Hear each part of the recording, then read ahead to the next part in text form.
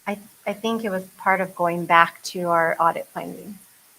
And, yeah, there's 4 years of discrepancies, and those findings were consistent for 4 years.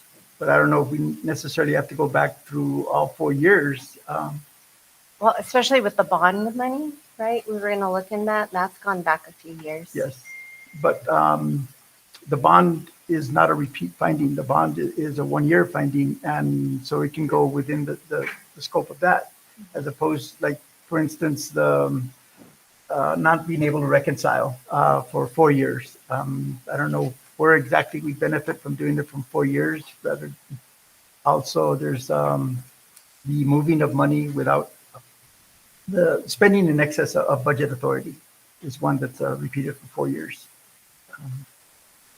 I think, Mr. President, I think our finance director would like to. Let me comment on that. The reason it was done 4 years is just kind of open-ended to make sure that that was enough time to go back and cover everything that needs to be covered. It's not gonna, it won't be for the full 4 years, but it will be open-ended, so everything, there won't be anything left out. So it's a parameter more than anything else. Yes, correct. Okay. And my concern was that these need to be done before the audit can start on the current fiscal year. I mean, on the last year. So our annual audit will be delayed until these are done, and that's where Yes. we should keep that scope to be one that allows us to begin that as soon as possible.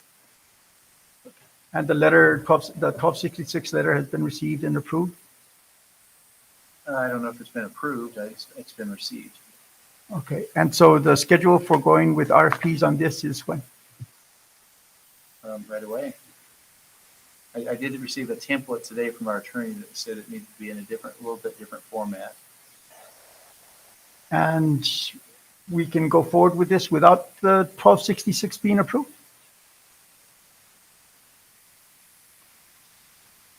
Well, this is just putting out RFP for now, just to get some ideas from audit firms. Okay. Because the RFP has to be out for 14 days at least, right? So, I mean, hopefully within that time frame, we can get more information on the 1266. I know they've received it, but they haven't said anything more. Okay. Then I'll entertain a motion then to accept the RFP as presented. So moved. There's a second. Second. Is there any discussion? All those in favor of passing the motion for going forward with the RFP for special audits, signify by saying aye. Aye. Aye. Those opposed, same sign. Motion passes unanimously.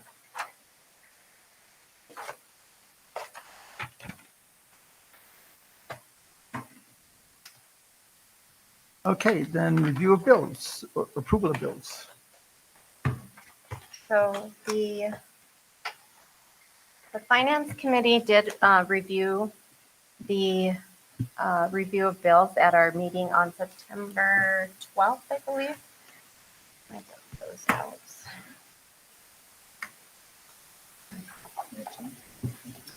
Yeah, September 19th.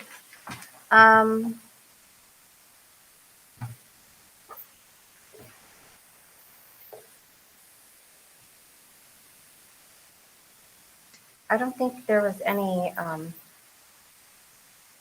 we were questioning on the review of bills this time.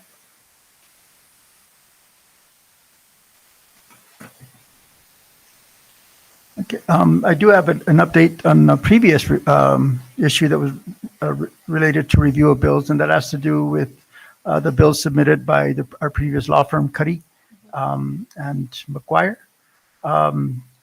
I have completed a review of that and identified and categorized a lot of the expenditures that may be related to the recall that could be subject to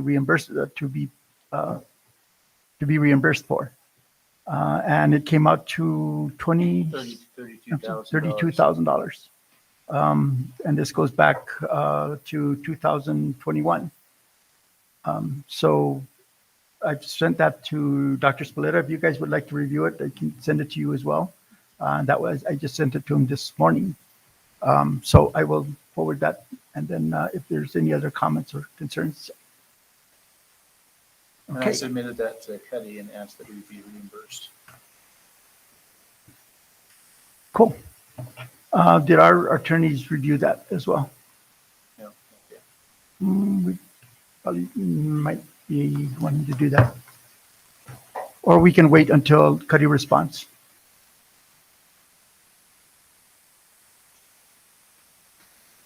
Okay, is there any action, then you propose an action to? Yeah, I'd like to make a motion to approve the review of bills from August 30th, 2022 through September 16th, 2022. And I'll second the motion.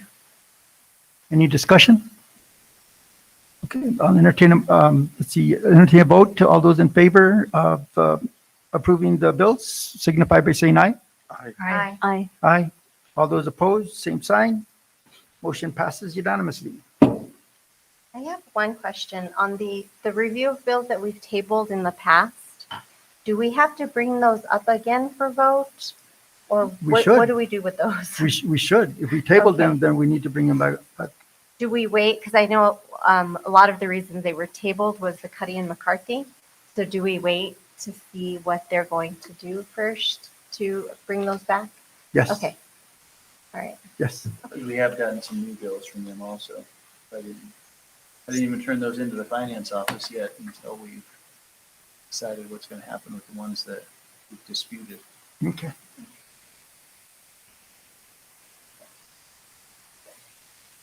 A lot of bills or, I mean, a lot of invoices or? Oh, just a monthly invoices. Okay. Okay, but we can talk about that, but we did discontinue their There's probably services. unpaid ones is probably what it is. Because we discontinued their services. I don't know why they would be billing anymore. So, okay, if it's unpaid ones, that's okay. Okay, then now we'll go to student representatives report, but that's not available for this meeting unless she's online. Should she be online?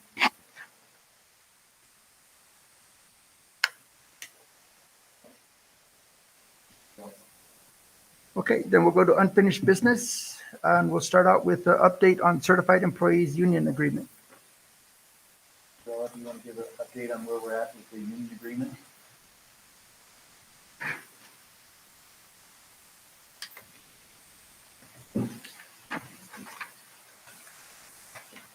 So nothing has changed since the last time we exchanged proposals, and we are scheduled to meet Wednesday at 4:15 at the admin office with both teams.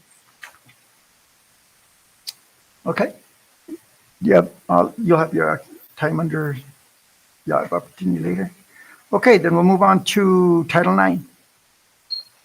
Is there, again, I've asked for this to be a standing item on the agenda, primarily to track progress, knowing that we've not had any real Title IX program for years. So again, the intent of this is to show where we are moving forward. There has been a Title IX coordinator identified? Yes. That Title IX coordinator has gotten some training, he's done some investigations, and the second person has gotten some training and done some investigations. They both have training handbooks on Title IX areas. We have a long ways to go, but we've gotten started at least. At some point, could we get a time frame when this will be more be on more firm ground, like a timetable to do an assessment of where we are facility-wise with Title IX requirements, an assessment done with the curriculum as to how it pertains to Title IX. I don't know if any other kind of criteria you would want to look at under to be monitored. I would say even like teacher training, Title IX, the new laws. And, We are doing some of that with our vector training, but, again, I'll put something together that does an overall plan of all these areas. That's, in my opinion, just like the audit findings, we need to show a record of remedying the current environment and non-compliance.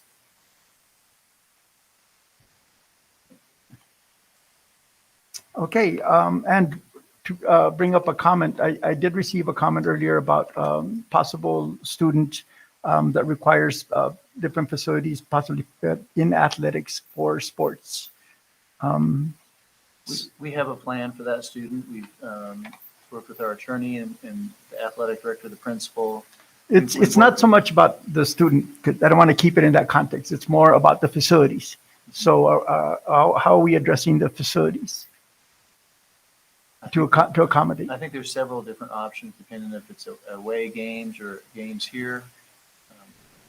So those are the kind of things I'd like to see also on a report. The other one's standing, but when there's individual things, if there's a facility concern, bring it up in the facility context, not in the individual context. Okay.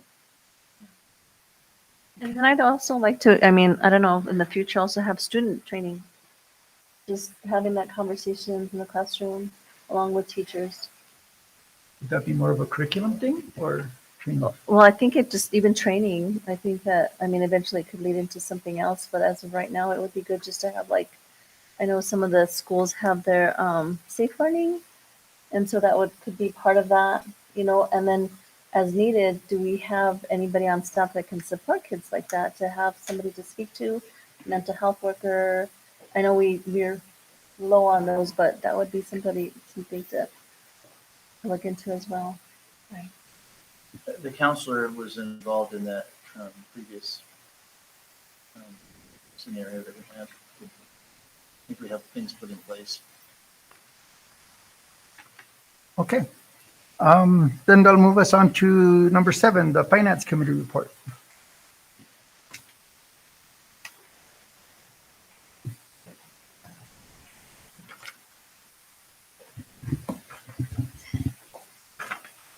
Well, we had a big packet at our last finance meeting.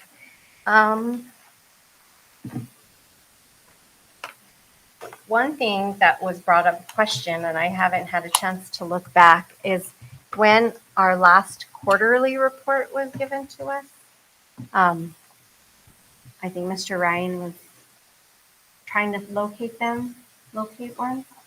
And I can't remember when that was given to us. So we're supposed to have a quarterly report 45 days after the quarter ends, and that was missing. Mr. Ryan did mention that our credit cards hadn't been paid since May. And some people were out of town using credit cards and they weren't able to, the cards were declined. And so he resolved that. Thank you for doing that. I was kind of blown away that our bills hadn't been paid since May. But let's see, we talked about the roof repairs with Bayard and now, and we talked about transportation contracts, getting our buses in order. There was no files on maintenance of our buses. Some of the buses are extremely unsafe for students to be riding in them, and we're working on getting those resolved, and there'll be an inspection November 15th. We talked about the capital outlay money to fix the roofs. And I think we were going to put out to bid the San Lorenzo roof And the district. and the district admin. We're going to put those out for bid. And we briefly talked about the Central Water Project and how that's going to work out, how that's going to look with the pond in Central. I think that's all I had. I don't know if any other anyone else would like to add, that was at the meeting. I know we did discuss the salary schedules. It's an ongoing process for us. We wanted to review a few of districts within our size to be able to compare and stuff like that. That's ongoing.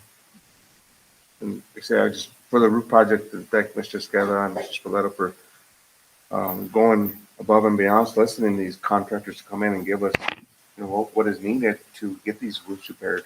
I mean, fortunately, we got the grant money, the capital outlay money. So, I mean, it's something that needed to be done. And it's noteworthy to mention that Dr. Spoletta is doing this without a facilities director. So a lot of staff have helped, and it's greatly appreciated. We hope you fill that position quickly.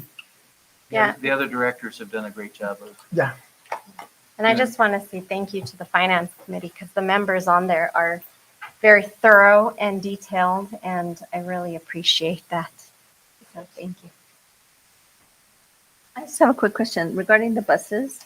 Is there any look into like AC and heat during the seasons? Because I know a lot of the buses that heat the schools do not have AC during the summer. Well, some of them aren't made to have AC, but everything will be repaired on the buses before November 15th. They've already started. Several buses have been fixed, but all the buses we had all had major problems. They hadn't been fixed in quite some time. So we're not letting any of the activity buses out unless they're safe to be used. So I know they took 2 out today to work on them. The last few days they've been working on the buses, so they should be done soon. Okay. Then that concluding, then we'll go into the audit committee report. And for that, we had a meeting on the 26th. I'm sorry. It was actually the Wednesday before that. But anyway, attending the meetings were the financial director, Robert Esqueda, and myself. And we went over the audit findings of the previous audit, and they include 5 different findings, 2 of which are material findings. And the first one had to do with reconciliation of bank accounts. Second one had to do with cash depositing. The third one with expenditures in excess of budget authority. Then travel reimbursements and expenditure compliance. And we started out on number 1, which was the material weakness of accounts not being reconciled. We have taken a look, and our finance director did mention Frank Ryan being at the meeting, I think. Anyway, Mr. Ryan provided information that has barriers to us working on, or to the compliance on the reconciliations being remedied. So he is in the process of determining which reconciliations have occurred, which ones haven't occurred, and he needs to make sure that the previous year is reconciled before he goes forward with doing the monthly reconciliation for this current year. And there were discrepancies in 7 of the 9 accounts in the previous years, totaling up to $176,072. So the other barrier is the staffing. He has 4 positions, 2 of which are currently vacant. One may be able to be posted relatively soon. And we're also looking at the possibility of temporary positions with temporary agencies, or looking at possibility of picking up staff from other auditing firms, if necessary, to help conduct to correct the reconciliations of the previous year. Do you have anything you want to add to that part? Okay, the second one we looked at had to do with the supervisory oversight of construction projects, and that was a material weakness. There's policy revision that we're looking at to have to do with construction projects. The finance is reviewing the bills related to some of the projects that were in that bond issue with construction. And some of those are actually up at the Attorney General's office, so we're waiting for a response from that as well. But we did notice that a finance committee has noticed that there are some expenditures that are made that do not show up on the list of expenditures that go to the finance committee. So we talked about this in the audit committee, and we identified a process that we could institute into policy that would use the check register as a way to track and make sure that you receive all the expenditures that have been made. The check register also reflects electronic transfers of money.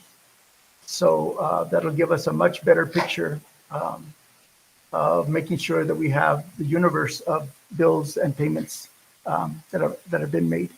And I think you've identified a couple of areas where it seems like, and they have to do with consultants, which are, it's just lack of controls. Consistent theme in the audit is the lack of internal controls, as mentioned already with the credit cards. This was an area that we took under consideration on the third finding that we looked at least part way through our meeting, because it ended before we finished looking at the third one, which was fuel card usage. There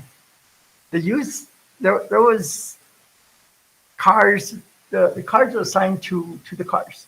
There were some cards that were out of service, but the cards weren't. The cards were still being used even though the cards were out of service. There was diesel fuel purchased for cards that were for gasoline cars. There was no balancing of the activities. There was shared PIN, that people were sharing the PIN. So you couldn't tell even who was charging on that. There was no monitoring of the fuel cards. And so corrective action being taken, the finance director is making, discarding the old cards, deactivating them, requiring new PINs for all employees, not to be shared. And each card will be its monthly use as well as the car and the card. The monthly use will be monitored and updated. And we're still going forward with coming up with more recommendations on this particular finding as well as the remaining two. We ran out of time at that meeting, but we're on track to make sure that these things don't carry on. Any questions on the audit committee? Okay. Then we'll look at update on, okay, we already did that part. Curriculum director report and the school dashboard.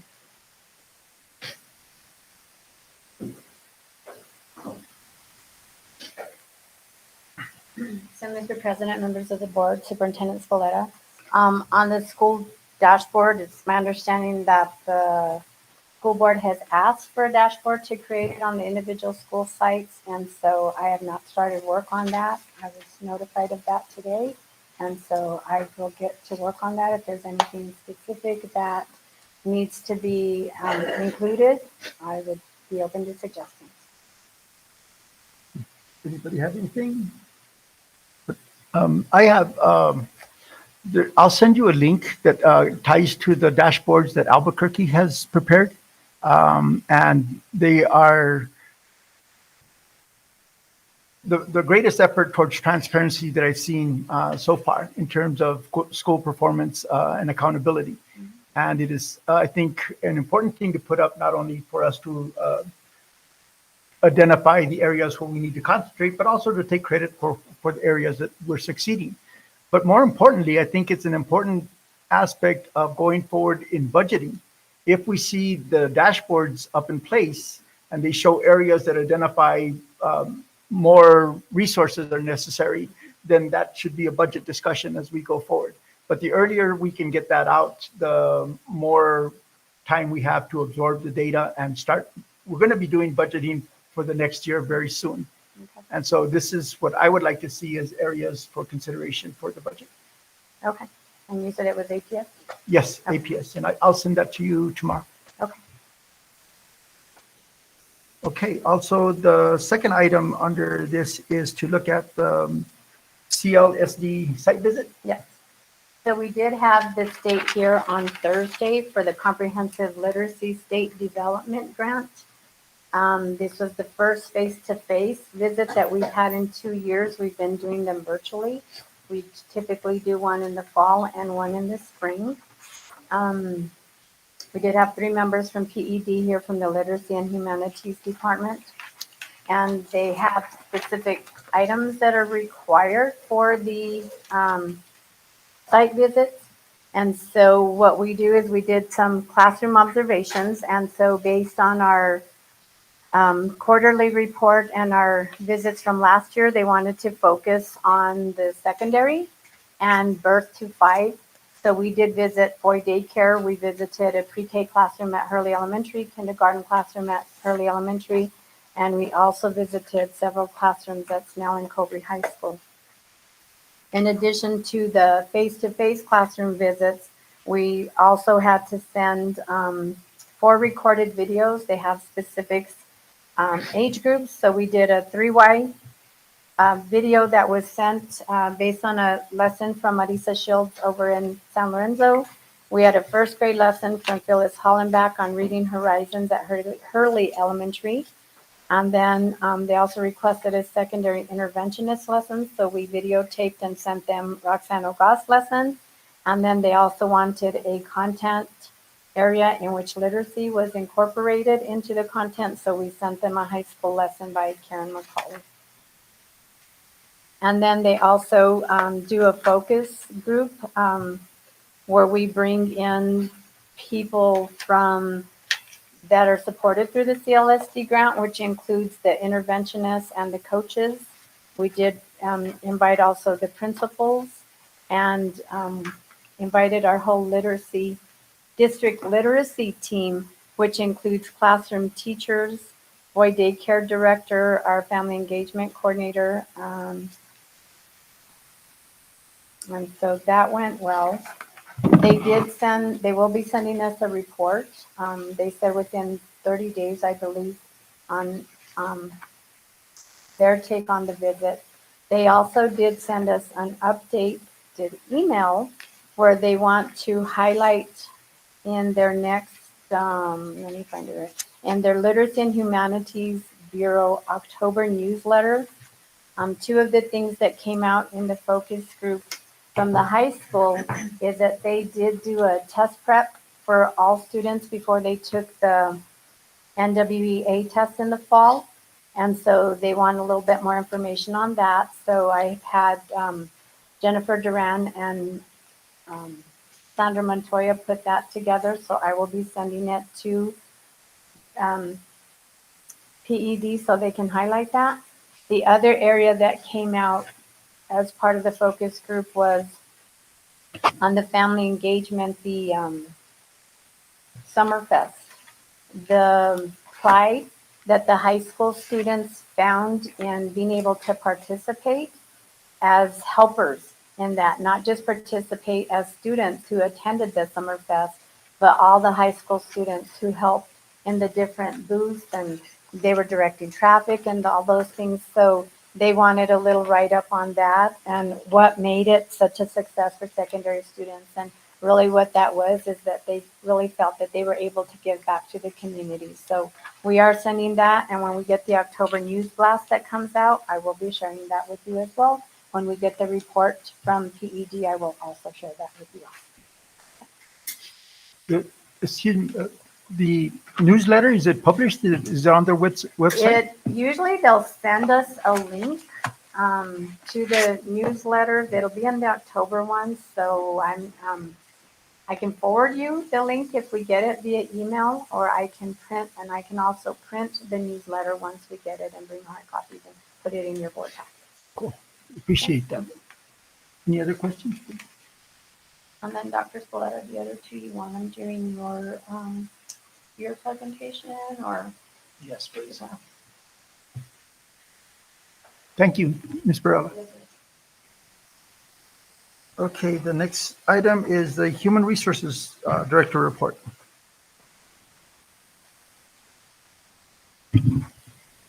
What I have to present with you guys, I gave it to you earlier, but I have to put it out right now. It looks like this. Except for mine has extra writing.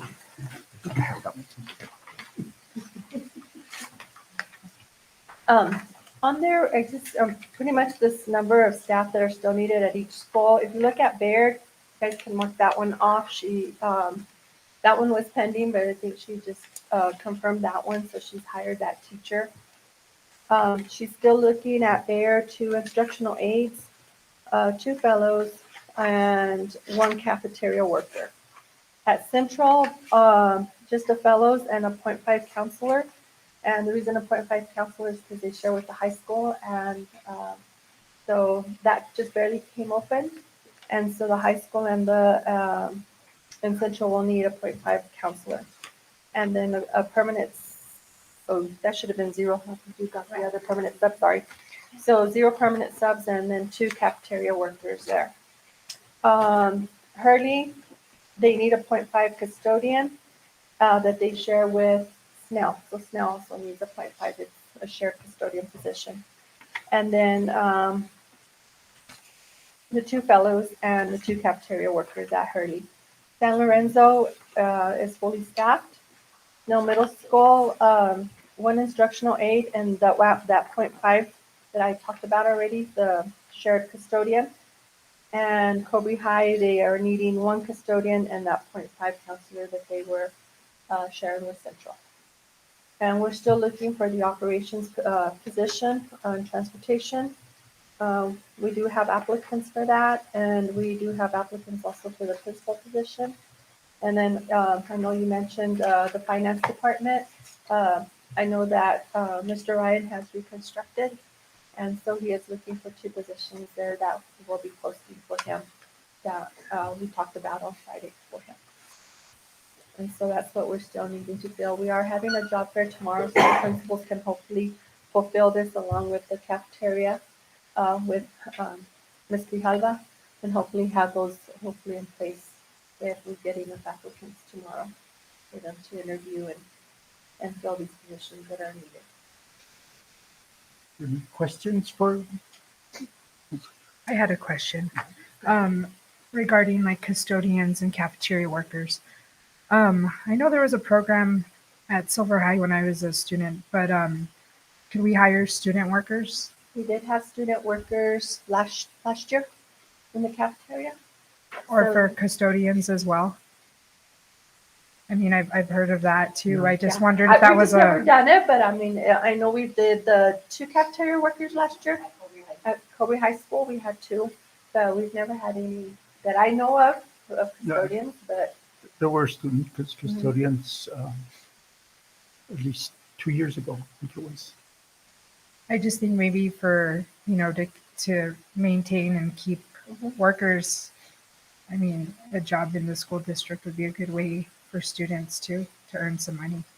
Yeah, and get that great experience. idea. And I had a question. Does this include special ed, the staffing?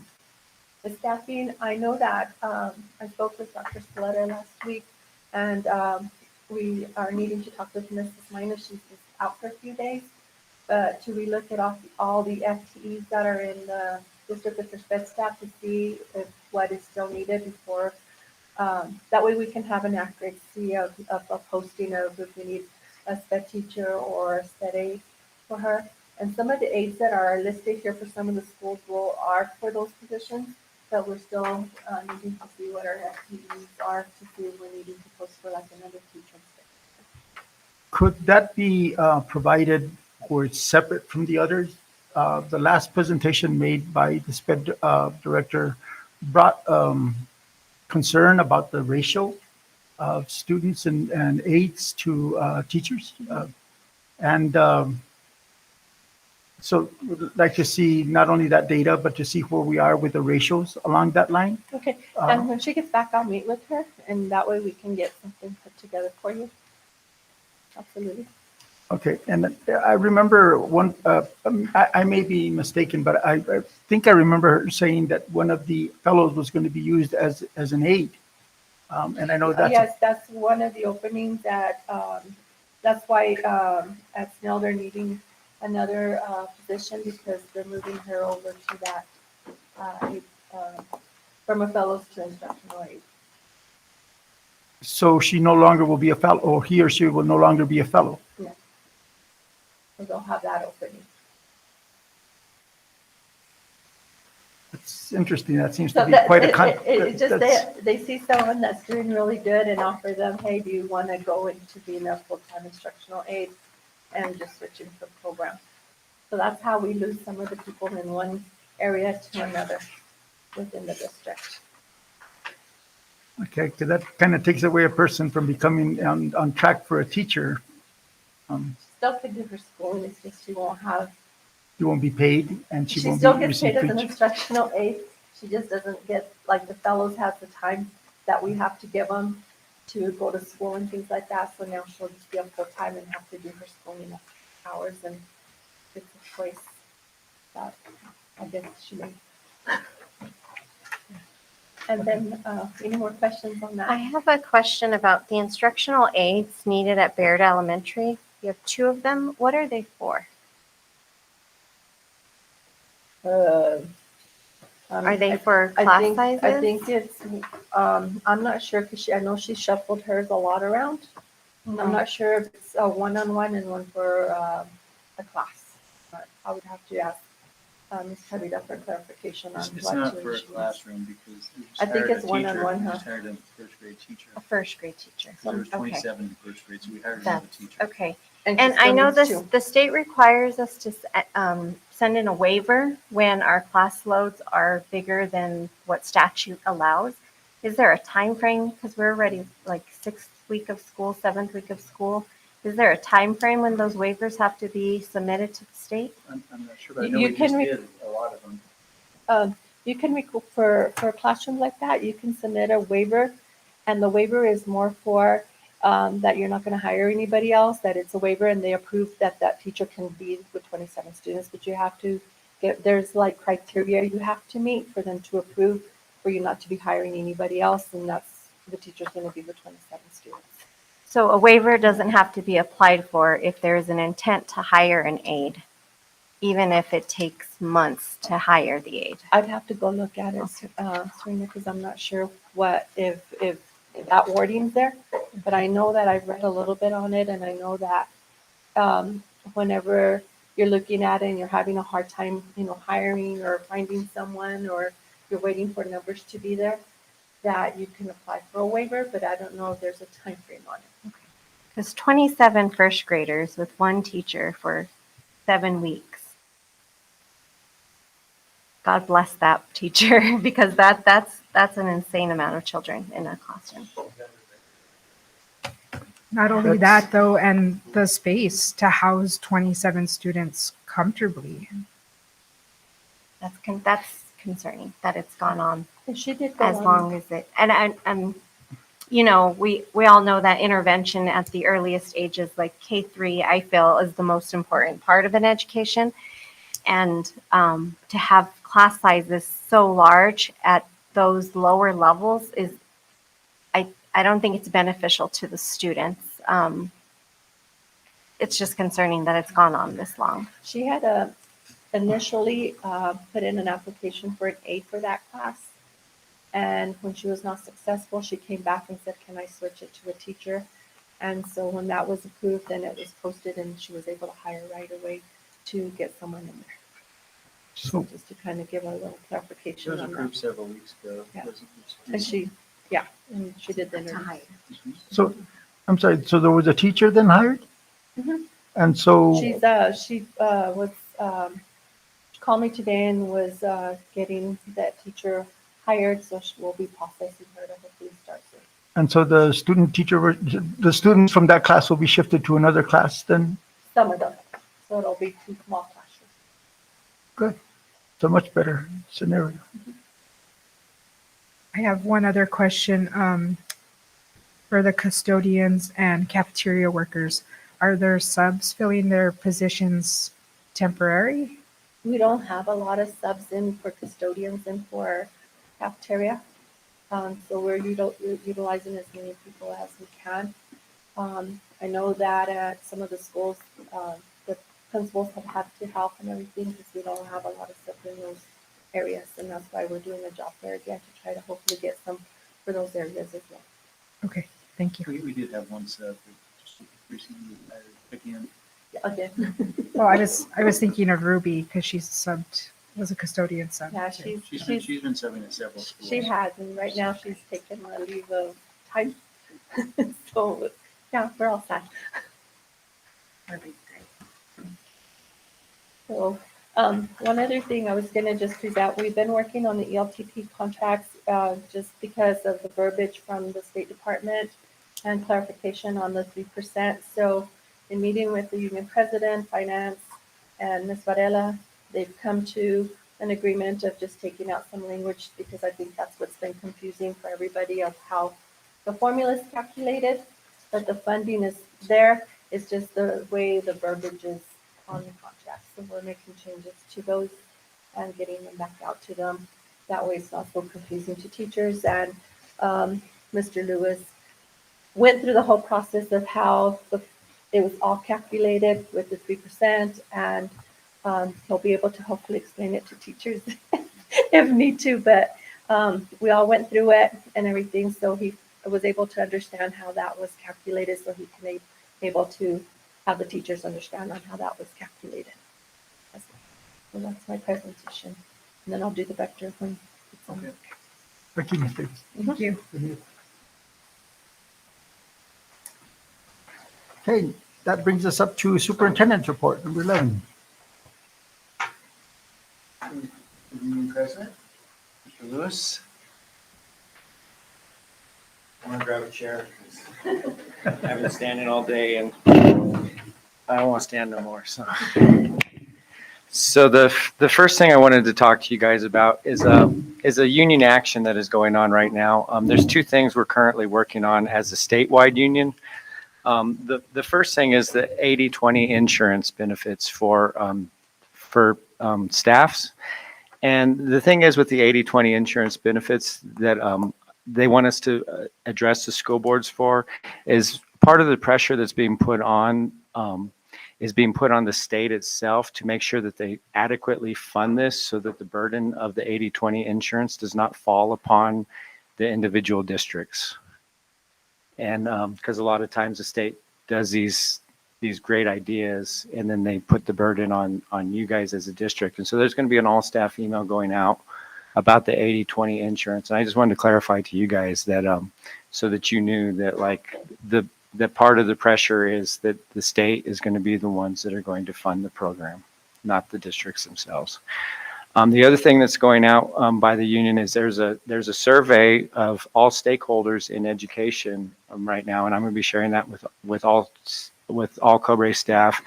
And the survey is just basically finding out what kind of concerns people are having within education in the state, and that means all stakeholders from school board attendants to superintendents to teachers to parents to non-certified staff to everybody, so that the union can start kind of solidifying some of those things and know where to go next to help best provide our children the best education we possibly can.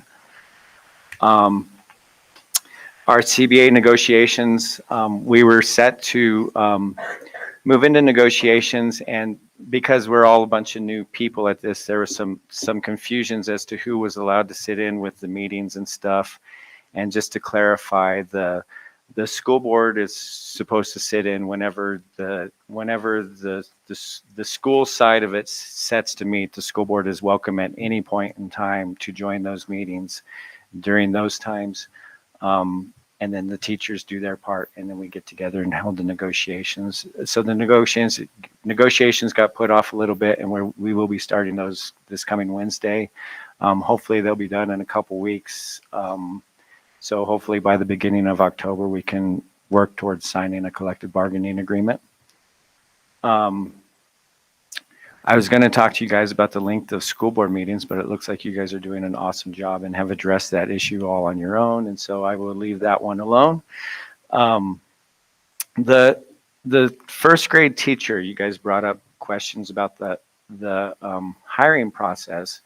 And one of the things I've noticed is that our current hiring policy is some of the problem, because we have to get approval from the superintendent and the finance in order to hold the interview process.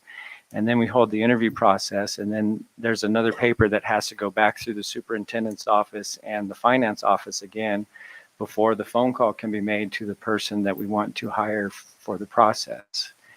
And that's not a fault of anybody here. That's just part of our policy. And I wonder if we could address that in policy to figure out how, if we're going to have somebody in the interview process and we're happy with that candidate, we should be able to get that person hired within like the next day of the interview process, if possible, especially when it comes to first grade, kindergarten, second grade, third grade classrooms.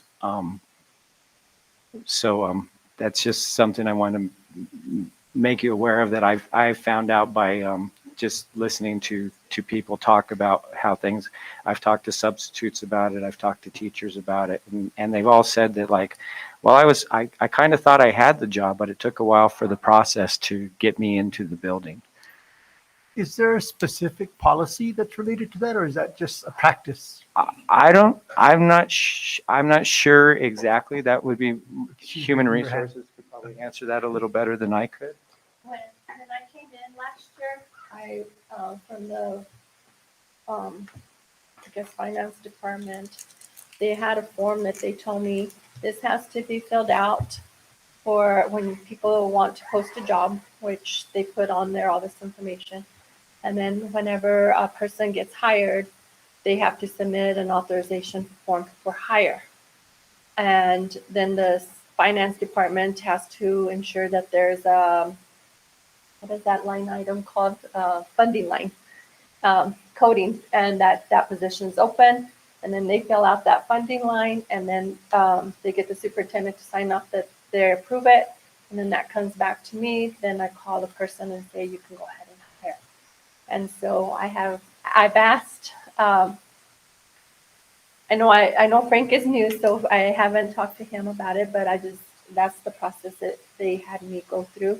And I wanted to eliminate to see if once we post the job, the funding line is there. It's an open position. I shouldn't have to do an authorization to hire now. That form should already tell me it's an open position. I should be able to hire. And as soon as they interview, just say, go ahead and hire. Because it already has the 2 signatures. And so that's why I asked if it was a written policy. If there's no written policy, then that seems to be discretionary. yeah. So I think it was the process that has been in place that I I don't inherited. see anything wrong with the policy. I've signed those forms as soon as they come to my mailbox 2 or 3 times a day. So it's not the forms. It's So- us. It's Getting just faster. getting them back to I think And if we there's need no- to stay with the same procedure. There's nothing wrong with the procedure. And I if want to the- know who's being hired, and I want to make sure we have money to hire for that position. Yeah. There's nothing wrong with the policy. We're not moving fast enough to hire those people. It's our decision I as to sign how them it's done. within So 3 hours when I get those forms every day. then I take it this will be resolved tomorrow. Yes. We have a pink folder, Frank.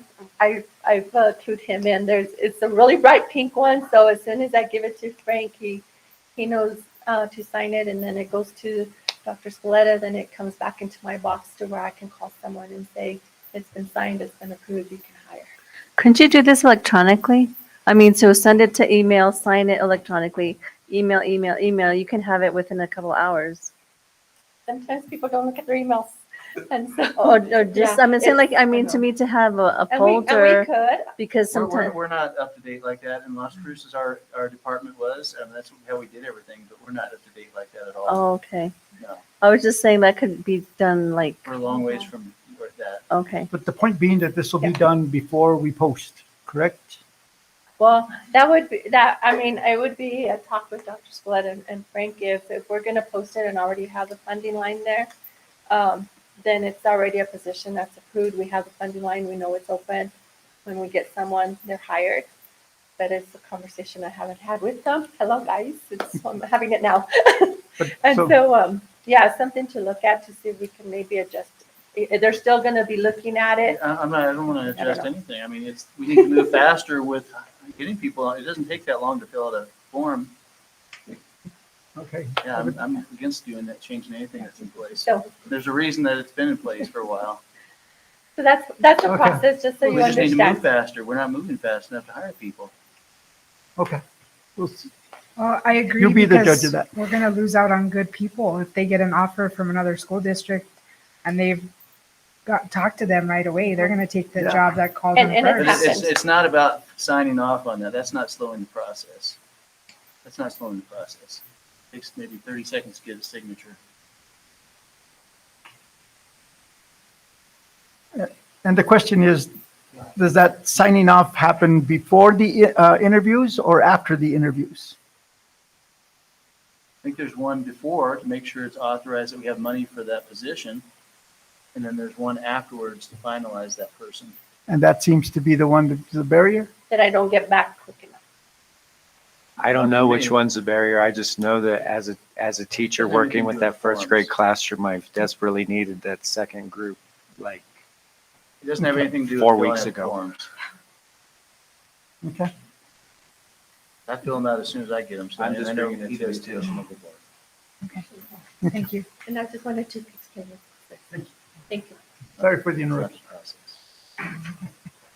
And then the last thing I wanted to talk about is we've talked about the finance committee and the salary schedule. And we haven't had any meetings with the finance committee concerning the salary schedule. And I was curious as to when we were going to have those starting.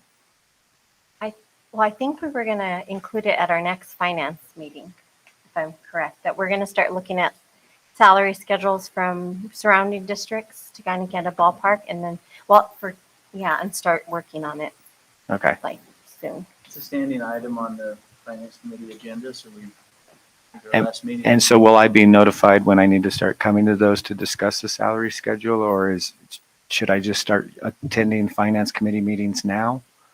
I think next Monday, that's my plan, is to start. Let's work just start it on the next salary Monday. schedule next Monday. Okay. All right. Any questions of me? Thank you for your time. You guys have a great evening. Thank you. Thank you. So I wanted to add some things for my entry plan.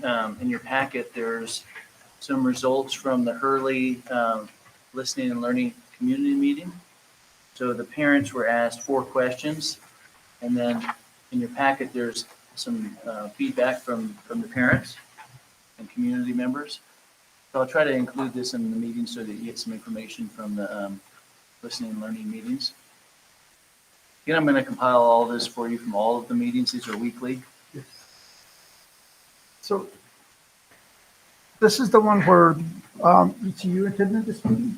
Okay, who is identified for the other meetings so we can kind of get that? I know I have it identified for San Lorenzo. I don't know if anybody else. I'll be doing Snell Middle School.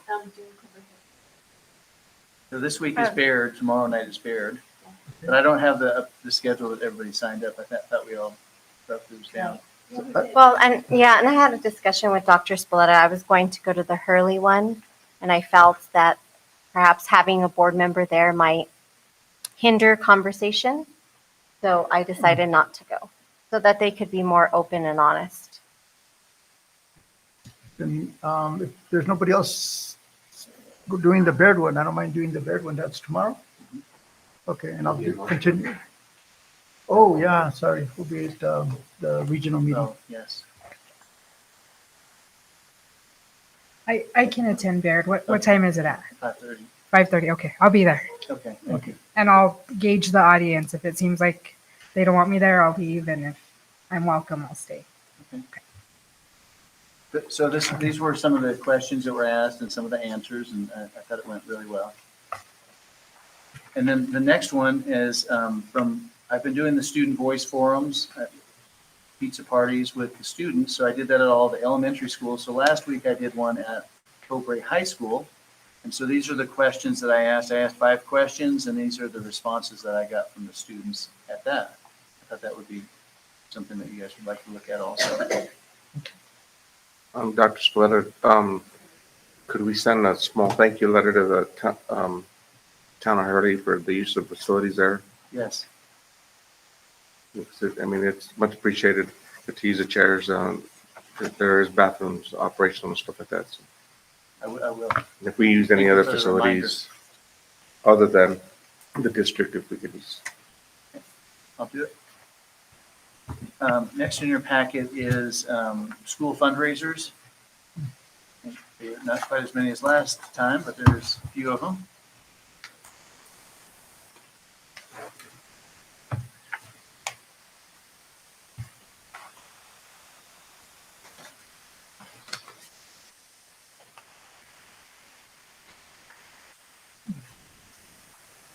Are there any concerns on any of the fundraisers?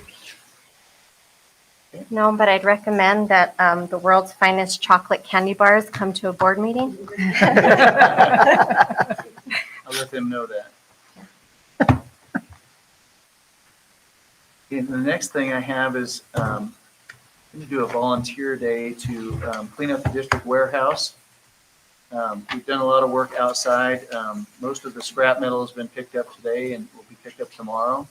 So we've done a lot of cleaning outside. We're going to do more of the outside landscaping, and then so we're going to start this first volunteer day on October 3rd, pretty much an all-day event of taking everything out of the warehouse, cleaning the inside, and then throwing things away and just basically organizing the warehouse. What time is that? 8 to 6 on October 3rd. Is there like a sign up or? You're just hoping people just just show. just contact me and I'll put you on the list. Okay. I just started this a few days ago. I was gonna say too, because I know like I just since I work for Report is that you do a lot of community support, and so I could give you information. Maybe people even just for a couple hours could come and help you out. Oh, that's great. When I was in Kansas City, we did that. We had people from the college come out, 100 people at a time, or different organizations, different companies came out and did full work days. Yeah, if you don't mind, that would be awesome. Okay, I'll send that to you. And well, I know there's a Key Club at the high school. I know this falls on a Monday, but Key Club, they do community service projects. Volunteer, maybe. That'd be helpful. The warehouse hasn't, or the actual maintenance area hasn't been cleaned out in a long time, if ever.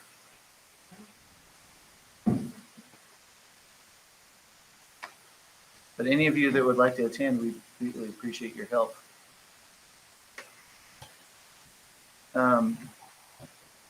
So I also put in your packet, this is not on my agenda, but it's, I think, useful information. We had parent-teacher conferences recently, and we had 568 parents attend the conferences. And this is a breakdown from each school. We spent a lot of time, we did with our parent communication, as well as each school contacted parents. So I think we had a good turnout for parent-teacher conferences.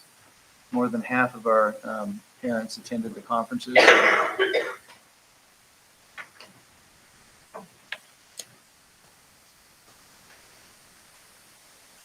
As you can see, over 151 at Bayard Elementary and 103 parents at Central Elementary. And nearly every parent at San Lorenzo showed up as well for a conference. I was just gonna say, like for me too, I wasn't able to meet the time frame, and the teachers were so accommodating to meet with me. So I really appreciate that. I did tell the teachers, but just saying it, like, thank you, teachers, for doing that.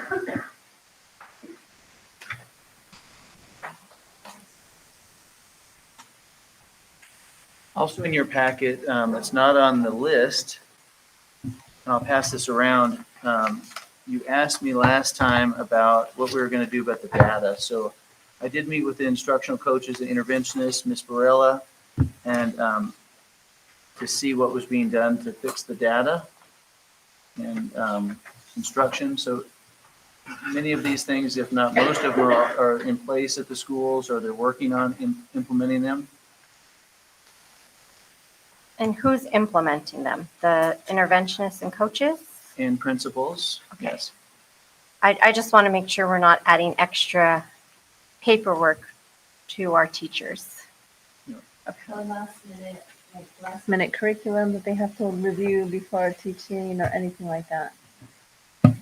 No, I'm not aware of anything like Okay. that. These are things that should be in place that the principals and I spoke about during the summer that were part of their back to school checklist. The instructional coaches might be leading some of these things, but they should be in the loop with all of these things. And I mean, the principal has to be the leader of all of these things as well. So I have a question about curriculum alignment. As from looking at the list, there is no language arts K through 12 curriculum. How is curriculum alignment being done that way? Well, I mean, we definitely have some places that we need to fix the curriculum. And also, I'd like to make note on the list of district curriculum we got for language arts K-12, only one is a curriculum. Those other are supplementals or interventions. Classroom libraries cannot be considered a curriculum. I think we have some work to do on the curriculum, and hopefully we can get started on that to do that. But this is something that I think is beneficial, that all of these things are in place at all of the schools to get started. And is the feedback from the principal, the instructional coaches, what kind of feedback? So we met as a group just to go over this list, and then I'm also going to go out and meet with each principal for an hour to go through this, and I'm also going to meet with the instructional coaches to see what things are in place. So I've talked to a few of them today and scheduled times to meet with them.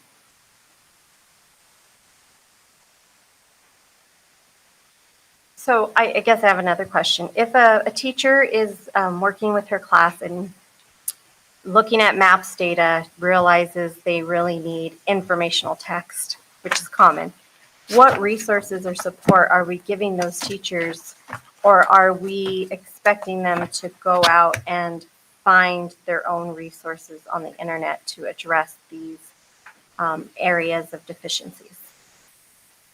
Bella, do you want to answer that question?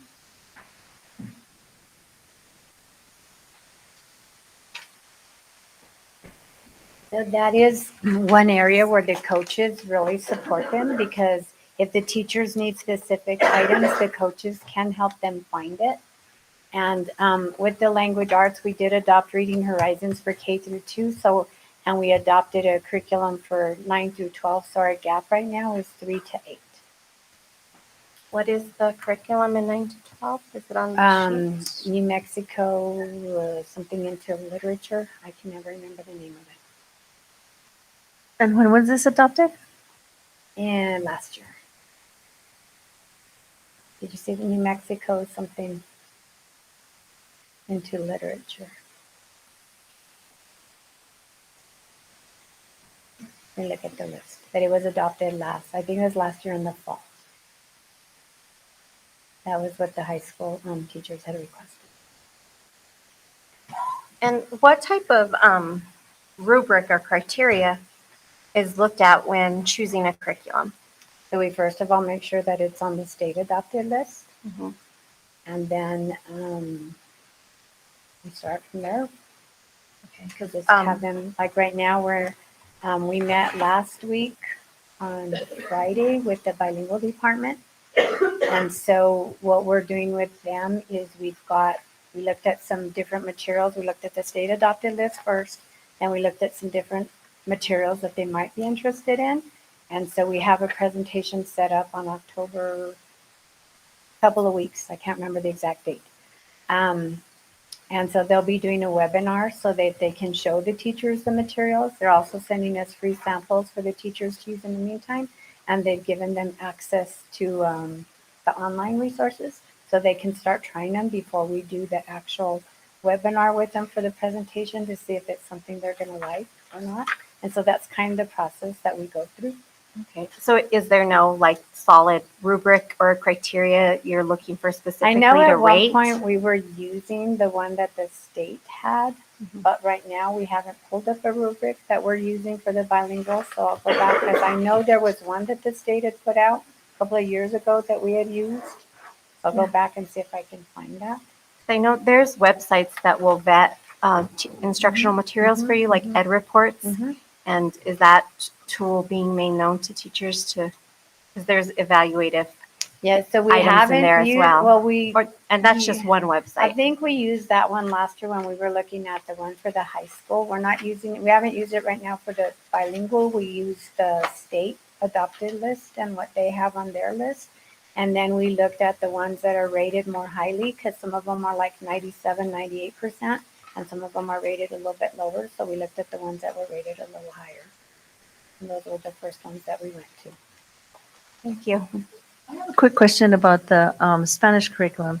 So I know you have students that are Spanish speakers and are in classrooms. How do you manage that?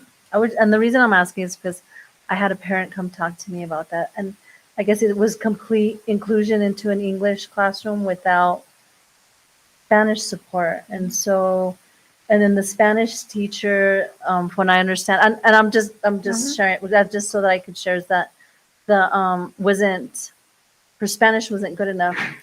How do I explain? It wasn't, Fluent. she wasn't fluent speaker. And so a lot of her words weren't, they didn't, there was a lot of miscommunication with what's going on. So I was just wondering, how do you immerse a student who doesn't speak English into the So classroom? we don't typically have very many students. Right now, we've got a couple at Bayard. And so what we try to do is put them with a teacher who is fluent in Spanish. I know that Bayard just requested some Spanish materials for the math that they could support the students. So we just got those, access to the online materials so that the teacher can use the Spanish materials for those. And then we use support from our bilingual teacher as well. Ms. Barilla, do you also want to talk about the safe return plan? Mr. President and board members, in your packet, also part of my superintendent report is this safe return to in-person instruction plan. Ms. Barilla is going to go through that with you. So there were a couple of minor changes made after I sent that to Dr. Spoletta. So this is the report that is due at the end of the week. What are we doing now? And the information that was used to put this together was what we had submitted last year. And then, of course, a lot of it has changed. So information from the surveys that requested that we do as staff and parents, the information was used from there. Do you all have this one? Yeah, you do? Okay. All right. And then once I completed it, I did send it to all the nurses for some additional input and also to the union president and our safety committee. And I think I probably need to give you this updated copy because one of the things I realized is it's in Adobe. And so it's not all the words were there. So I had to convert part of this into a Word document. So I'm going to give you this updated piece.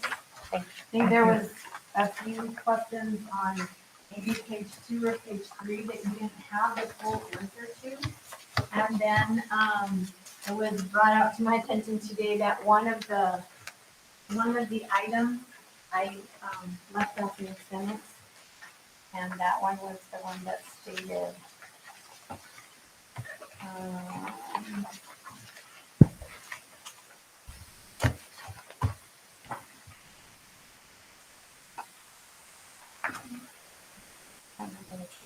But this gives you the full responses to the questions, because again, the other one, I noticed some of the words were left off because they were hidden underneath.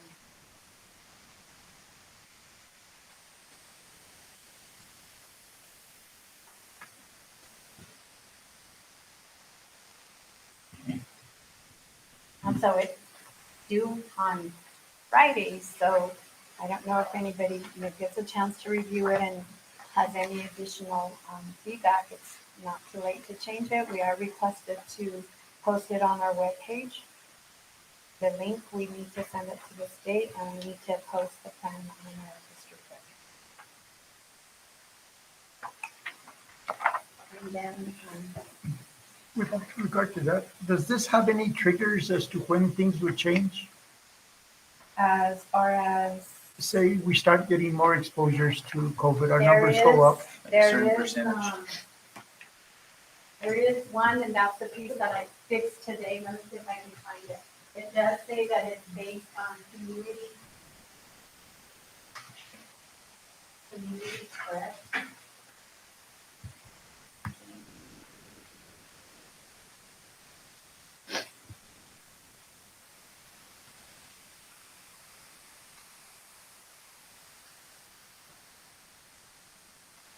That says here on the second page of the very last one, Cobre District will monitor COVID-19 community levels. Additional COVID safety practices may be implemented during high community.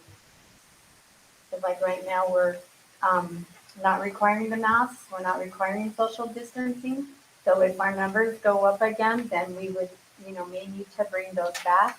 Right now, we've continued with very low numbers. We only had 2 at the high school and 1 at Bayard Elementary reported this past week. So we only had 3 cases. So we've continued to have 5 or fewer cases district-wide for the last several weeks. There was only that 3rd week of school that was really bad.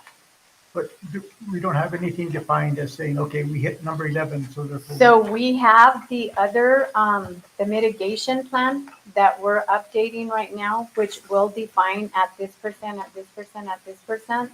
So I've gone through and made some revisions, but I need to send it to the same team so that they can also give feedback to where things happen. Because it's changed significantly since we first did that report last year. The triggers have changed significantly? Where things happen, like, because we had talked about no large gatherings, staff meetings would be outside, so a lot of those things have changed, where they fall. And so that's what we're revising right now, that would go along with this. Okay. That'll give what you're asking for right there. Thank you. So this is informational as well. The bilingual annual report is due on Friday. And I apologize, I didn't get this to you sooner. It was completed in the wee hours in the morning. The only thing I'm waiting on to complete this is Frank and I are working on some financial information. There is a financial piece to it as well that we have to state how much money was spent last year on salaries and also on instructional materials. So that's the only piece that we need to finish to be able to submit this report. And again, this is another one that we still have a few days. So if there's any recommendations as we look through it on anything that needs to be revised, we're open to suggestions. Thank you. Also in your Thank you, packet, Ms. Pereira. also in your packet is a bus inspection agreement with the bus inspector from Las Cruces, who's coming in on November 14th or 15th. I just wanted to share that with you.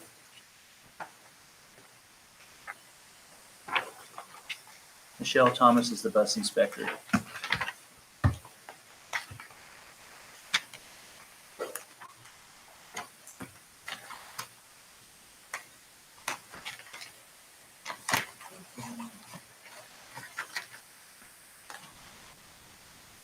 It's not in the packet. It's not? It's okay. The school bus Oh, okay. inspection. Yeah.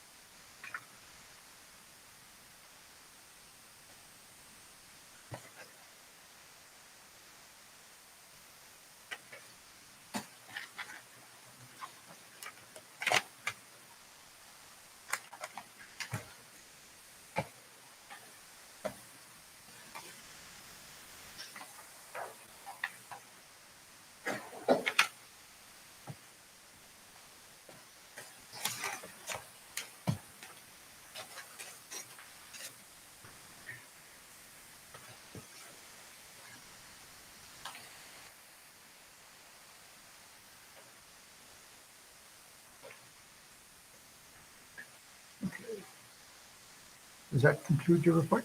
No. Did you take anything? Ms. Mathis is going to do a short presentation on attendance and enrollment. And that's also, there's her PowerPoint is also in here. I'm not sure if she's, are you going to use the PowerPoint? Yeah. Okay, thank you.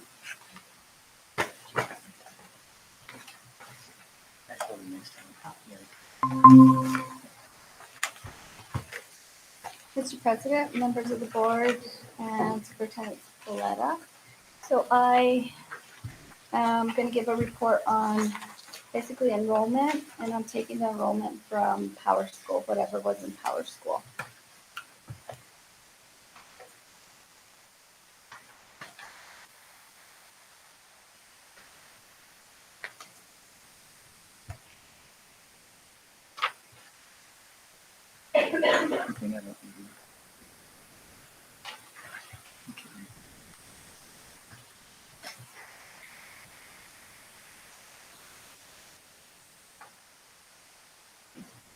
So actually, I think that one was wrong. If you go to the next slide, that one. So this one is just comparing last school year to this school year. And current enrollment, I pulled it September 22nd, which was Thursday, the 35th day of school. So on Thursday, we had 1,030. And this does include 3Y and 4Y. So I know we're not getting funded for all of that. However, I think Diana can probably tell you more of that. I'm just pulling from the Power School. So of 3Y and 4Y, there is 36 total. So if you subtract that, it would be 967 total enrollment. Last year, we had 1,064 at the end of the year. And then, so if you go by schools, it looks like Bayard lost a few, and Central did also lose a few. Early gained, and San Lorenzo lost. Now stayed the same, and Cobre stayed the same.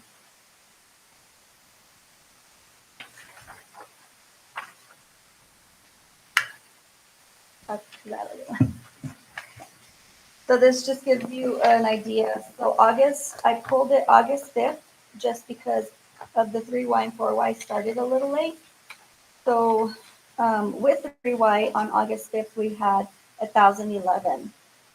Without 3Y, 4Y, it's 955. So there's a difference of 56 students. And then as of Thursday, we had 1,030 with 3Y and 4Y and 969 without, which was a total of 61 students. So now the attendance rate.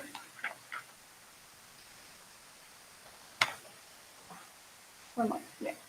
So attendance rate for Cobre High is at 82%. So their absentee rate is 18. Snell is the one that's struggling a little more. Its attendance is at 75%. We got 25% absentee rate. Bayard Elementary is at 80 with 20% absentee rate. Central is at 84 with a 16% absentee. Hurley is doing really well, 95 with a 5% absentee rate, and San Lo is doing great, 98% attendance with 2% absentee rate. I also did send a reminder on September 19th to all students in the district, a reminder of when school starts and when it ends, and it talked about tardies. I didn't put that in here, but just wanted to let you know. And then these are the attendance plans. As of September 22nd, Cobre High School has 7 plans in place right now, and we did give 25 warning letters. Snell has 2 with 30 warnings, and the elementaries don't have any just because I guess the attendance plan that I was using needed to be modified because it just did not work for everybody. It wasn't working out. So that one's been modified, and I attached that one. So it kind of works better for, I think, everybody. So by the end of this week, the total of plans will approximately be 15 for Cobre, 20 for Snell, 10 for Bayard, 10 for Central, 2 for Hurley, and 4 for Sandal. Ms. Mathis, can you say what entails a plan? How does a person get on a plan? So it depends on their absence. If they have between 10% and 19% of missed school, or, I mean, you give us an example as well, more than 10 unexcused absences or 15 excused absences or a combination, then they will have to sign this plan. And I would do weekly check-ins with them, check to see if they need any outside referral resources such as counseling, help with, I think on your foot stamps, childcare, different things like that. I will be meeting with parents. And so the weekly check-in wouldn't be calling them out of class necessarily, but just constantly checking their attendance daily. And if they miss a day, then I'll be calling home and visiting the child. And so then we have the students who are missing 20% or more. That gets a little more complicated. Home visit, school personnel, a notification mail, letter will be sent out. And then this is where we may make a CYFD report for educational neglect, because at 20%, that's quite a bit of school for the 35 days we've been in school. A quick question. Snell and Bayard Elementary are the highest with absentee rates, yet Snell has only 2 plans and Bayard Elementary has 0 plans. Right, just because, like I said, they weren't set up, the plans that I started doing weren't necessarily for every individual. It was kind of like I was trying to do a plan, and the one that worked for this one, it just didn't work for the other one. It's like the one in Hurley, he had nothing but tardies. He's there every day, but he has tardies. So that plan just didn't work for him. So I had to kind of revise it and fix it. So this week they'll be signing their plans. So can we still go after them for truancy against the parents through the court system? Because I know that's been done before. But usually it's done towards the end of the year. Mm-hmm. And then I don't know. I know we can make a report to CYFD, and I don't know about JPO, which would be truancy. But I'm not even sure there is a truancy. I mean, not through JPO because they don't do that anymore, but through local law enforcement. Because I know that, like for instance, Bayard PD and Hurley PD would file against parents, but they needed to be notified by the school so they could pursue that. We can definitely look into that. Okay, thank you. The courts used to support us. The courts used to support us with that when we had the previous person in place, and I want to say probably last year, the year before, they quit supporting that and wouldn't allow us to submit anymore to the courts. So that's something that we might have to talk to them about and see if it can come back into place, because I know that really helped us a lot. Maybe with the new chief and the new magistrate court judge in Silver, I mean, that judge represents all of Grant County. But even when I worked at the courts, I mean, the judge would support the officers in filing that type of paperwork. So we hope we can bring it back. All I right. just wanted to help her because she wasn't aware of it. Thank you. Thank you. And then also, I just wanted to, I added a flyer that I did. It's a perfect attendance fall challenge. It started yesterday. So all kids that have perfect attendance, 0 tardies, and no early checkouts in 35 days during the fall season will automatically receive a special attendance prize, which will be consisted of like an ice cream party and probably a certificate. All those kids that get that will be entered into a grand prize drawing, which will be winning 1 of 2 tablets or a gift card for the probably high school, middle school, more age, the tablets for elementary.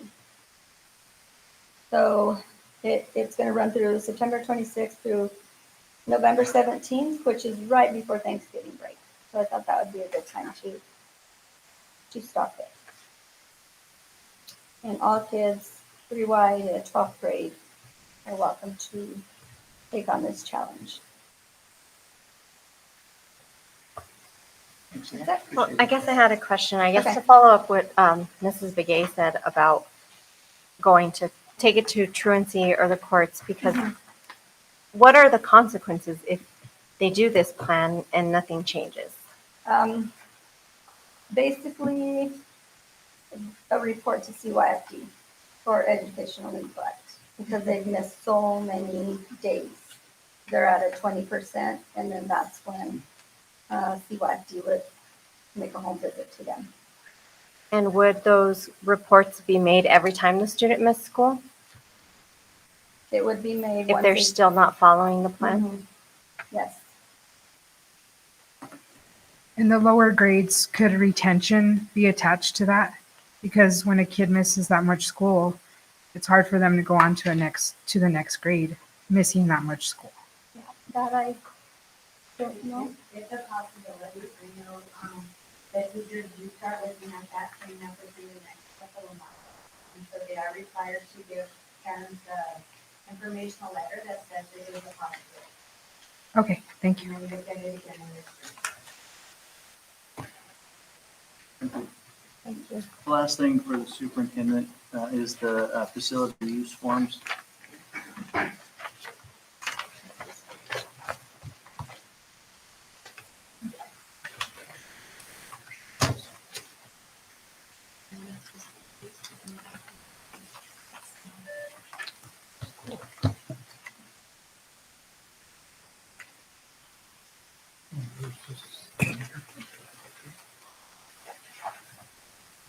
Which ones do you want to go?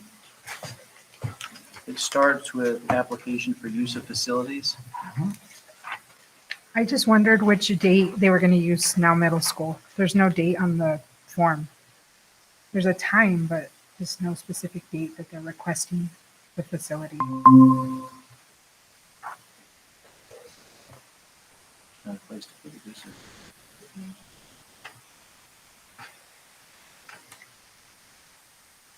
It says date of event, proposed schedule attached.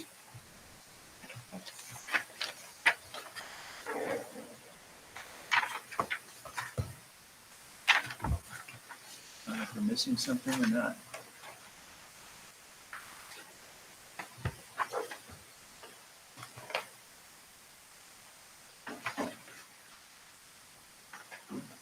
I'm sorry, I don't see it on there. It probably has to be here, right? Date of event. Yeah. So it's missing that on the first page where it says date of event, proposed schedule attached. Okay.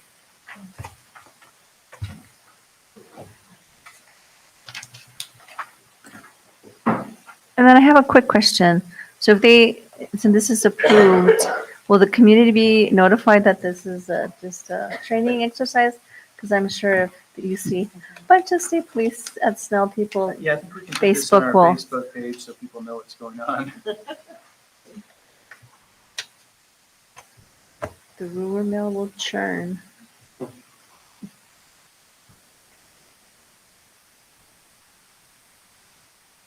Any other questions about the facility use?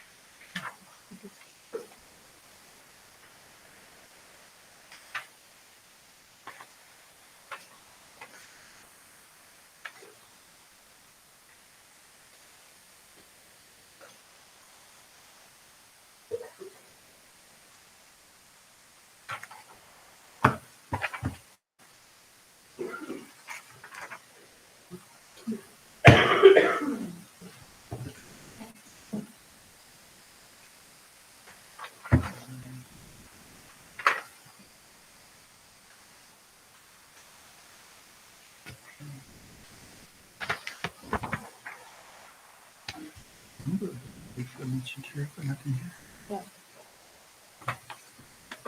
second one has a date. Evening light tabernacle. November 5th.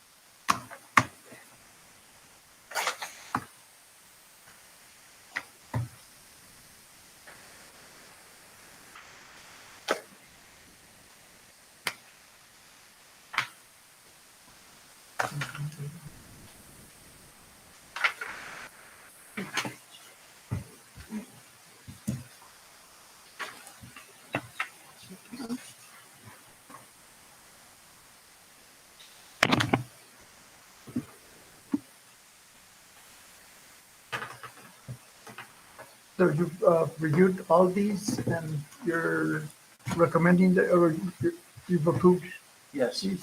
Okay. unless there's any questions or concerns about that. Are there any questions or concerns? Both nonprofits are not making a profit out of it, the Yeah. community members. Okay.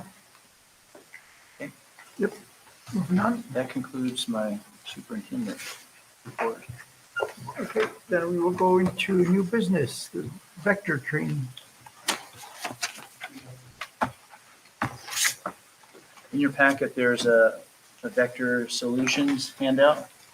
It's not in the package. Actually, it's not in the package. She handed it out. Yeah.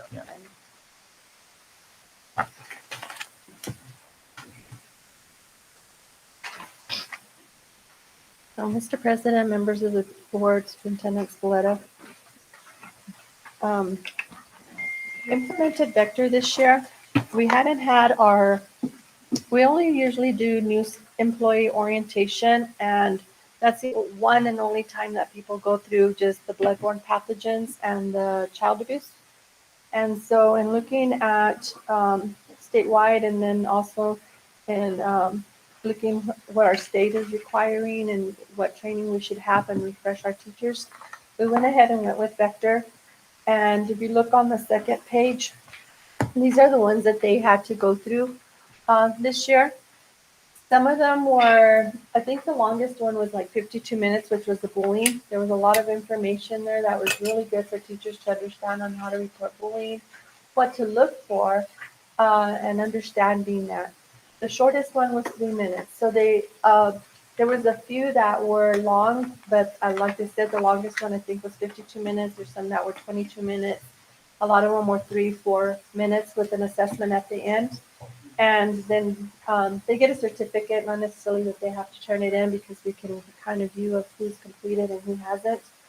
And so we did give everybody the opportunity back in July. They had one of our PD days, our secondary had time to do it because of how the schedule permitted for the training that was going on that day. And then September, we had another PD day. So it allowed the elementary to have some time to finish that and also to do it within their PLC time during the school. It's around 400 minutes to complete all of it, which is equated to about 7 hours plus if you take them. We also opened up the lab at the high school and the library and allowed either for our food service and maintenance department and whoever was having difficulty to come in and sit with us. And we did a whole group to where between Dr. Spoletta and myself, we facilitated that and allowed them to complete their training too with that. And we'll probably have to do another day with them to help them because they have just a few more to finish. There are about maybe 40 minutes that they need to finish because they're like 3 and 2 minutes to be able to complete the training. And it's just to keep our staff abreast and refresh. There's people in our district that were hired 30-something years ago and have not had a refresher course in any of this. So I think it was really good to have an understanding of all the updates and everything for our staff. And next year, we probably won't have to do the full versions of these for some of our staff because there is shorter versions like a refresher. But like I said, there's some people in our district that were hired 30 years ago that have never gone through any of this ever again. So it was really important to have something in place this year to make sure everybody has an understanding of what all of these, you know, you have the FERPA, you have the bloodborne pathogens, the child abuse. I mean, we have social media now. You know, what are the do's and don'ts with social media? So a lot of the ones that were chosen for this year is because there was a need for them to go through it.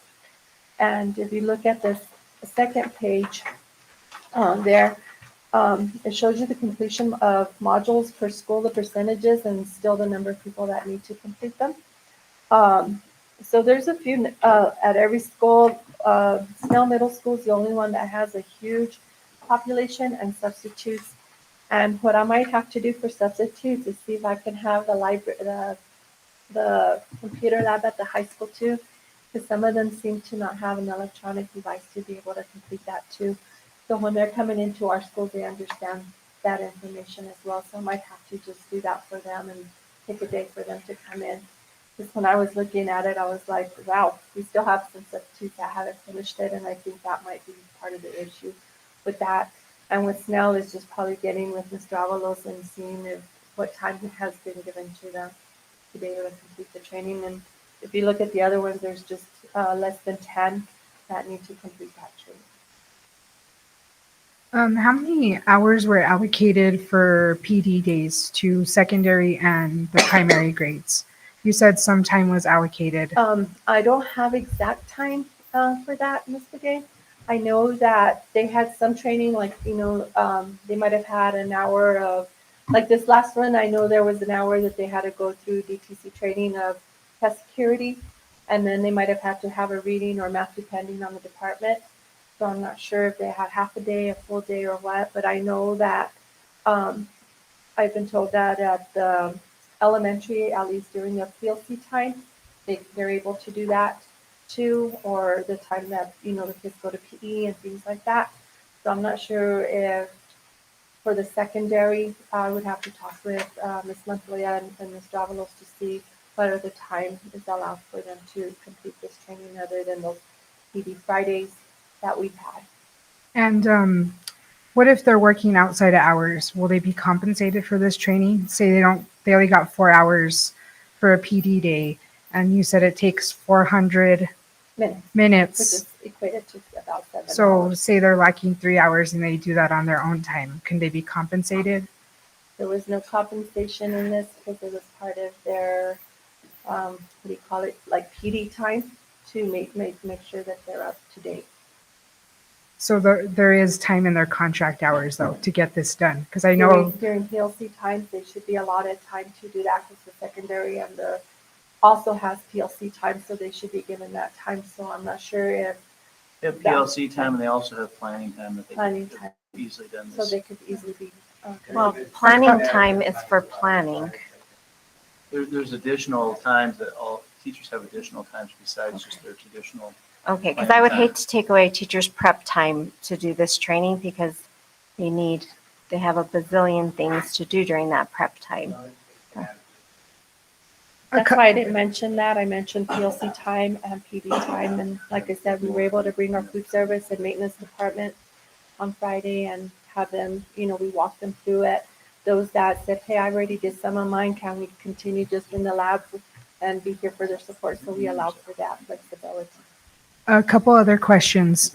For the substitutes, will they be paid to come in and do that vector training? And is district, like principals, district staff like yourself, are you guys required to do these trainings? Yes, if you look on the breakdown right here, if you notice, there's one, I did the schools at the top, and then I did the subgroups at the bottom. So you have the district, which is all the district office. And then you have the special education department, the maintenance, the food service, and then our substitutes. So everybody working in the district is going through the training. And this is not something normally schools pay people to do. It's usually they have to do it as part being an employee. I just think it'd be, to knock this out with all staff early in the school year. So it's not going all the way into October.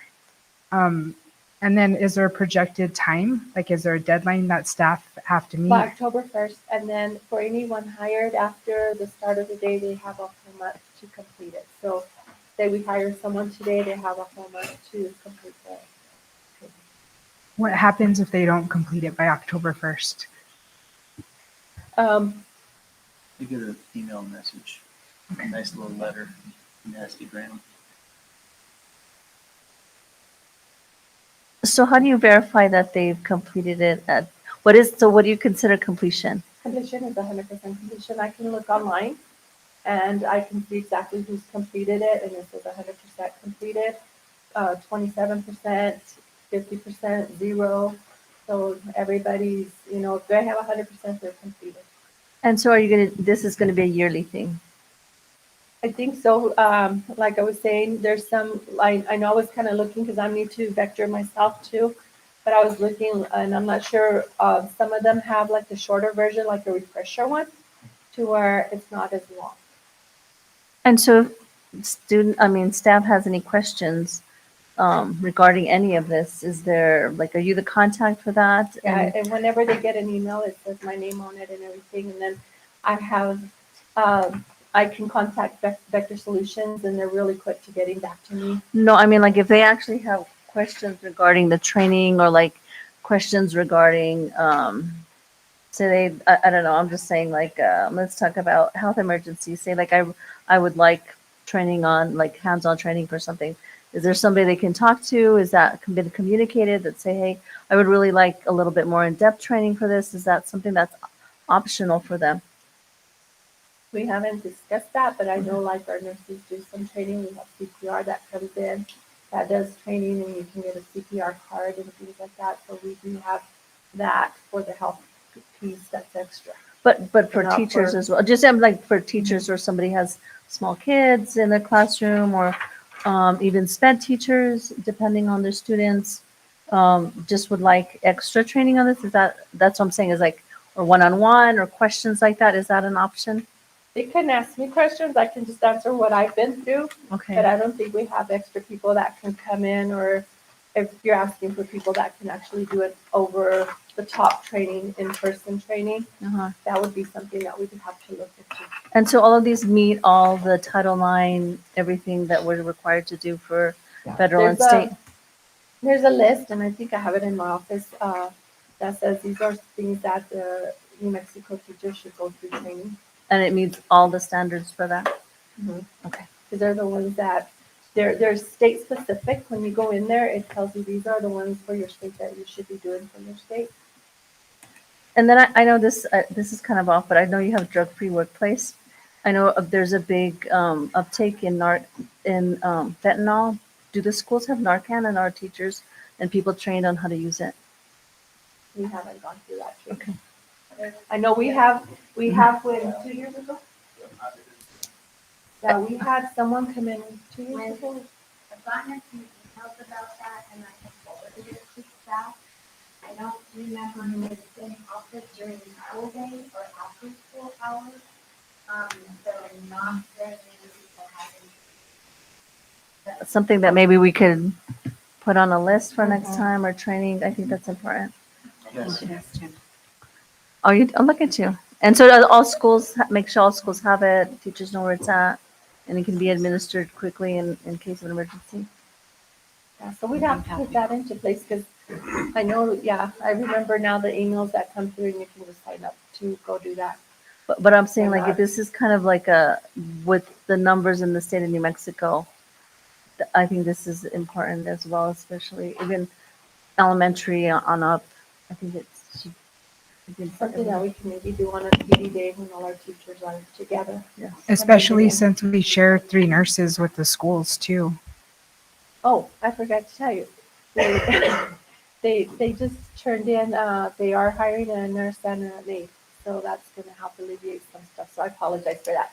Thank you for bringing that up, Kathy, because it triggered my brain. So they did that. Thank you. Thank you. Dean's point though was the urgency of that. happen any time in a classroom, and it shouldn't be something that should wait. It should be urgent. Yep.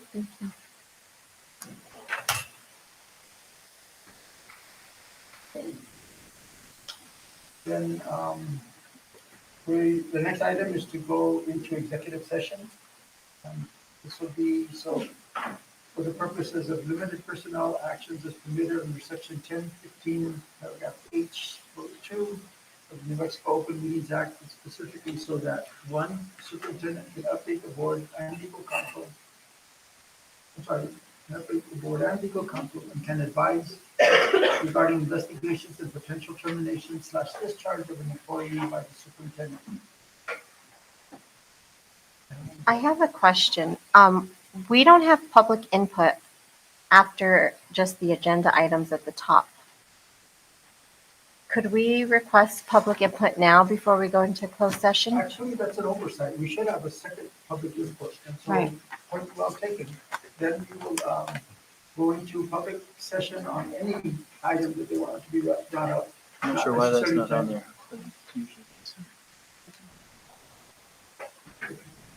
Not necessarily tied to the agenda. Can be, but doesn't have to. So Ms. Rooney did ask me to report. She did take 123 elementary projects to the Cliff Gila Fair. Apparently, they gave out 6 best of show. Cobre got 5 of them, and 3 out of the 5 were at Central Elementary. So we're anxious to get our Actually, I got projects pictures of back with all Did our see all those. awards. Very Yes. good. Very good. Congratulations. Mr. Harami. Thank you, Mr. President, board members, superintendent. I am Horace Jaramillo, a parent. First of all, I want to commend the board. Your professional protocol conducting the meeting is quite welcoming from the past years. So I commend you for that. Thank you. I also want to thank superintendent for his open door policy, which I experienced, and I hope it's a continual practice.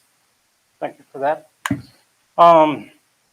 There's one issue that I'm going to bring up again, and you probably recall this, is the Power School program, the database for Power School. I've met with the principal from Cobre High School, and I believe that program allows more data entry in the Power School program. For example, if a teacher assigns an assignment to the principal, to the student, immediately it's flagged as an F until it's graded. The challenge between a parent and the child to the assignment being turned in to the task of a teacher grading the assignment doesn't change the flag on the PowerPoint, on the Power School database until actually somebody enters a different grade. And I believe I talked quite extensively to Ms. Davis about allowing a teacher or training a teacher to enter something simple as missing assignment will not be accepted anymore. Late, there's an allowance for a little bit more data so a parent and the child won't be challenged each other. I won't be emailing the teacher, where are you on grading? You know, they've got enough to do without having to do that. So I'm hoping that that'll be implemented into the database. And I believe, President Guadiana, you understood where I was coming from when I brought this before the board last year. I hope it's implemented this year, because it's quite a challenge as a parent to define, is it the child that's not submitting their work? Is it the teacher not grading it? So there's a lapse somewhere. So I think it's a good tool for the teacher to protect herself too, and not having me email all the time. You know, there's enough to do. During the parent-teacher conference, I attended again at Cobre High School, and there was an announcement for a PTA group meeting. I was the only one at the library waiting for somebody to go and administer that meeting. Hoping that I'm going to challenge the board. You are political officials. You have connections out there. Get some help to the principal and get that PTA program going at Cobre High School. And I'll volunteer to be a member, but I don't want to be singled out either. The other thing, and the last thing I want to bring up is last year, at the end of the year, I sat at Snell Middle School working on the student handbook. And one thing that I was challenged with is the fact that the principal doesn't have the resources to evaluate a conclusion to a fight between two students. I believe that the only practice is to expel both students without identifying who instigated and who's the victim and who had to defend themselves. I know in the police blotter, the practice is continual at Snell. And I know that they summon law enforcement, but this thing carries on to an assumption between all the students in the school to the parents and families, the assumption of who's liable. And it carries on to the street. So an intervention program to define a conclusion to who was at fault and who's the victim and who had to defend themselves has to be defined to put a stop to this because it's still going on. And again, when we met to develop the student handbook, they kind of were fearful to introduce the topic. So I volunteered that I would, and here I am. So hopefully it's something that the principal and the teachers felt that it was needed. And that's all I have. Thank you for your time. Thank you. Thank you. Mr. Jaramillo, I remember very vividly your comments last time, and it is about that parent dynamic with the child, not knowing what the status is of their performance in the class. And it is something that we should address. And the second part is new, and I appreciate your comments, and we will certainly address them. Well, thank you very much. And maybe more thorough training in Power School for those teachers. 'Cause I know when I enter assignments, it's just blank until I go in there. So there must be something wrong with it if it's entering as an F before they even get graded. And you're right, there's all these things you put late, you can put little notes on there, you can hyperlink to the activity. There's a lot you can do with the Power School. Mm-hmm. Yeah. Right. Yeah. It doesn't. Are you guys gonna, this is a public comment, are we gonna have a discussion or? Mr. President, are we gonna have a debate or this is a public comment? I thought we were gonna have a blanketed comment.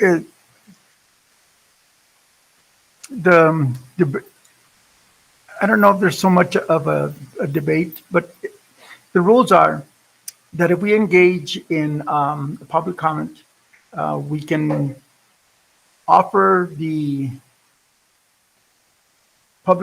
person that's bringing it forward, the citizen bringing it forward, to put the item on the agenda, and that we can do. So if it is to your liking, we can put this item on the agenda and we can have more of this conversation that we're having right now. But Dr. Spoleta is correct. When we first hear it, it is not something that the public knows that we're going to be talking about. We need to provide the opportunity based on the Open Meetings Act to have that on the agenda so that the public knows that the discussion is going to take place. So to cease the conversation at this point and ask you if you want it to be on the agenda, we will put it on the agenda for the next meeting. Thank you for that. And I welcome the discussion at any time. When I brought it before the board last year, the follow-up was to direct staff to contact me, identifying a remedy. So I'm hoping that through discussion or some kind of dialogue, we can actually reach out to all agree what's going to happen, because again, it's going to help everybody out. So we shall place this on then the agenda for the next meeting.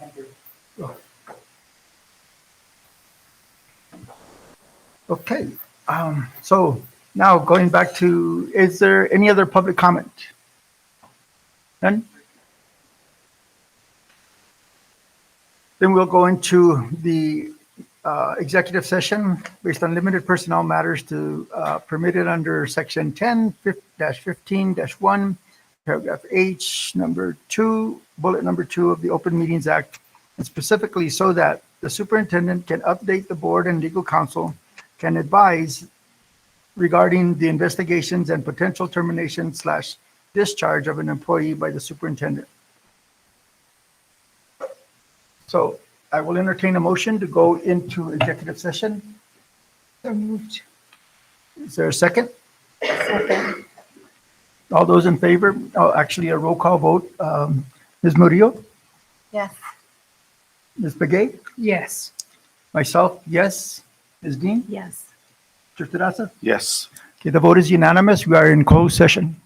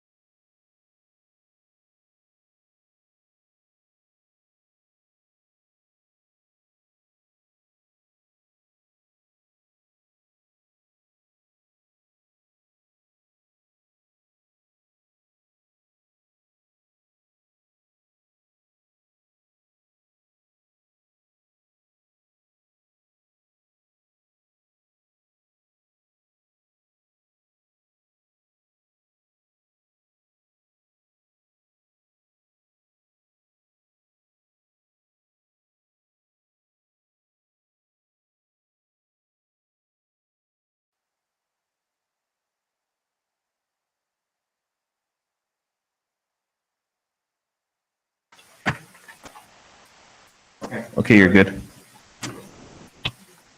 Okay, it is 8:27 PM. We're going to reconvene into open session. Conclusion of the closed session for the statements of, and we need, this is, we are affirmed that the conversation that we had, the discussion that we had at closed session was in the parameters of the superintendent to update the board and legal counsel can advise regarding the investigation of potential termination / discharge of an employee by the superintendent. The comments were constrained, were restricted to that subject, and we're not going to come back in open session. I'll do a roll call vote for voting for coming into open session. Ms. Murillo, Yes. Ms. Begay, Yes. myself, yes. Ms. Dean, Yes. Mr. Pedazos. Yes. And based on the unanimous vote, we are now back in open session at 8:28. Okay, there's nothing else left on the agenda, so I'll entertain a motion to adjourn. So moved. Meeting is adjourned. Yay. 8:28. There's no second. Adjournment. Progress.